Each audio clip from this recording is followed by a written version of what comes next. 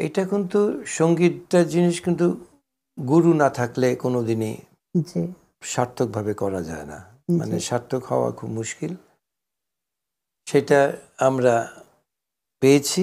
এবং ছোটকালে যখন স্কুলে পড়তাম জি শেষের দিকে, তখন ওই যে প্রাণ বন্ধু সাহা উনি ছিলেন, উনি আচ্ছা কিন্তু আমার বোনকে গান শেখাতেন। আচ্ছা আচ্ছা ওনারা যে গান করতেন আমি দূরের থেকে শুনতাম। আচ্ছা আর আমার আর একটা এতদিনের অভিজ্ঞতায় বলি আমি, জি যে সঙ্গীত এমন একটা জিনিস, জি আপনি যদি 2 ঘন্টা প্র্যাকটিস করেন, জি 5 ঘন্টা গান শুনতে হবে।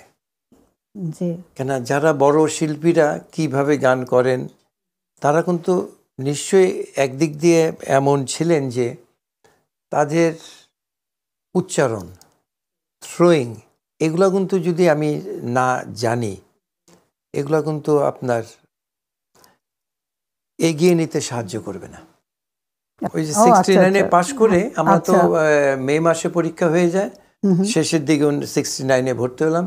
জি 70-তে ইন্টার কলেজ একটা কম্পিটিশন হতো, আচ্ছা প্রত্যেক জেলাতে তখন হতো। তারপর এটা ডিভিশনালে আমরা ঢাকাতে আসতাম। আচ্ছা আচ্ছা তখন ওখানে চ্যাম্পিয়ন হলাম। তখন ওই যে রবীন্দ্রসঙ্গীত বলেন, নজরুল এবং আধুনিক, তিনটাতেই প্রথম হয়েছিলাম তখন। আচ্ছা যে জন্য সিলেক্ট হয়েছিলাম ঢাকাতে আসব।